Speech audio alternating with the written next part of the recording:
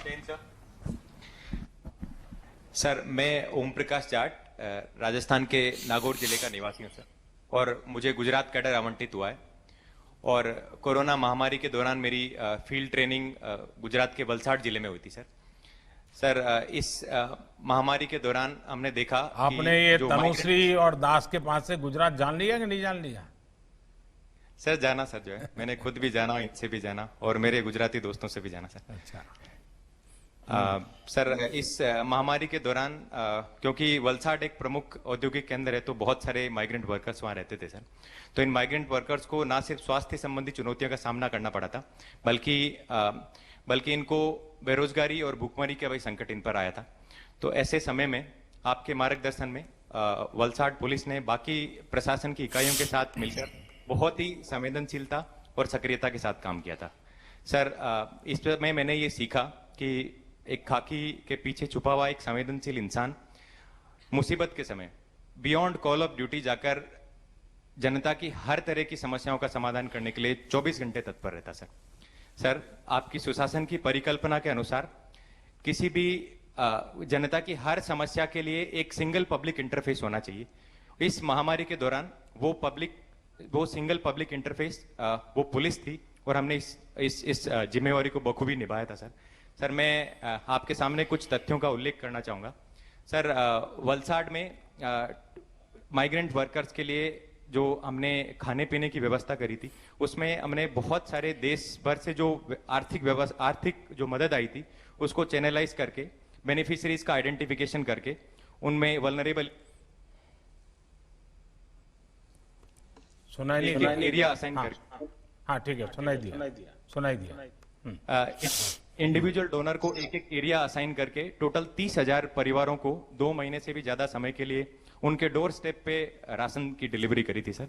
Sir inter departmental coordination का police ने इस समय में बहुत ही एक मिसाल पेश करी थी।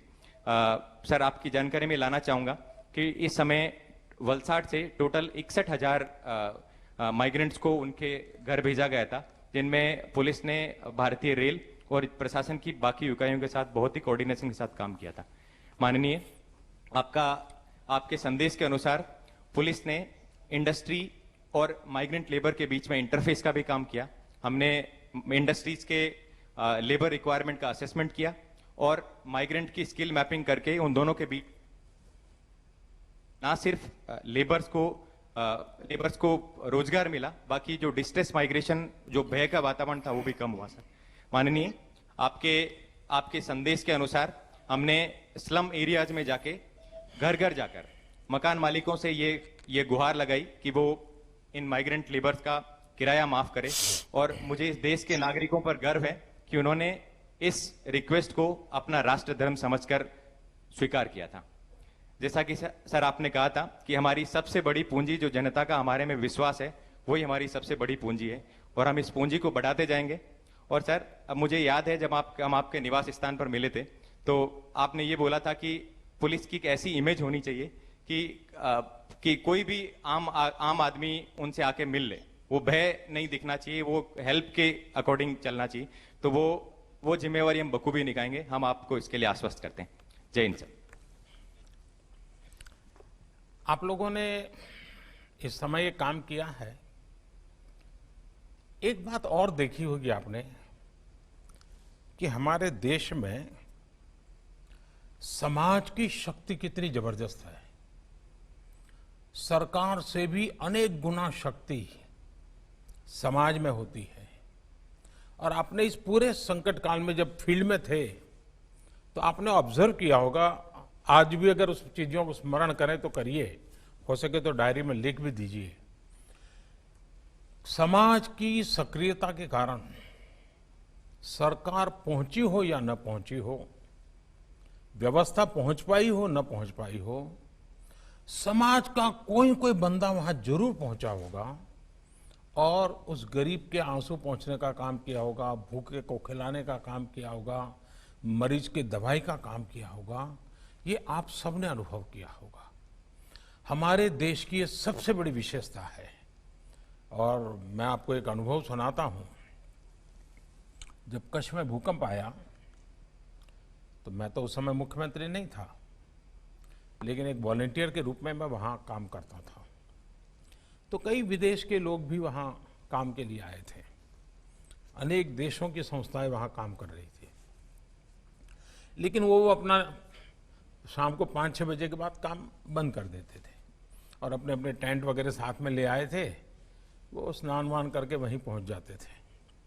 तो मैं फिर उनको मिलने जाता था, उनसे बातें करता था। मैंने उनको पूछा कि आपको यहाँ आए हैं, क्या अनुभव कर रहे हैं। एक बड़ा इंटरेस्टिंग विषय उन्होंने बताया कि भाई हम उसके पहले टर्की में भूकंप हुआ था, उसमें से कुछ लोग टर्की से भी होकर के आए थे, कुछ लोगों का अन्य देशों का भी अनुभव था। तो कह रहे थे अब हम दुनिया में कई देशों में ऐसे जब संकट होते हैं तो हम पहुँचते हैं, वॉलंटरी सेवाएं करते हैं, और वहाँ पर या तो रेड क्रॉस एनजीओ के रूप में काम करता है या कोई वर्ल्ड हेल्थ ऑर्गेनाइजेशन के लोग होते हैं, और ज़्यादातर उन्हीं के आसपास सब चीज़ें चलती। बोली यहाँ तो हम देख रहे हैं हर गली मोहल्ले में कोई एनजीओ है, कोई खाना पका रहा है, खाना पहुँचा रहा है, कोई बीमारों की चिंता कर रहा है। बोले इतना सिविल सोसाइटी का संगठित रूप में कंट्रीब्यूशन, ये हमारे लिए अचरज है। मेरा कहने का तात्पर्य यह है कि हमारे देश में हम शासन व्यवस्था में जनशक्ति को जितना जोड़ने की आदत डालेंगे, इवन इन पुलिसिंग, आप देखिए हमारी सरलता भी बहुत बढ़ जाएगी, हमारे विश्वास का व्याप भी बढ़ेगा, और हम बहुत ही कम एफर्ट से मैक्सिमम रिजल्ट ले पाएंगे। और उसमें हिस्सेदार होने वाला हर नागरिक ये सक्सेस को अपनी सक्सेस मानेगा। जब ये स्थिति बनती है तब शासन में बैठे हुए अधिकारियों की, हमारे मुलाजिमों की ताकत अनेक गुना बढ़ जाती है। और इसलिए इसमें से एक चीज भी हम अनुभव करें कि समाज की शक्ति का हमेशा आदर करें, समाज की शक्ति को जानने का प्रयास करें, समाज की शक्ति को जोड़ने का प्रयास करें। हमारे ही काम के अनुकूल समाज में ऐसी कौन सी सकारात्मक शक्तियां हैं, सात्विक शक्तियां हैं। ऐसा ना हो कि हम हर गुने में जो पंच चाहिए तो फालतू पंच उठा के लाते हैं और वही हमारे परिचित रहें, वो इनसे बैठना उठना हो। इस दुनिया से बचना है, लेकिन समाज की शक्ति की ओर देखेंगे तो हमें बहुत लाभ मिलेगा। मुझे अच्छा लगा कि आपने वलसाड़ में रहते हुए इस चीज़ों को अनुभव किया है।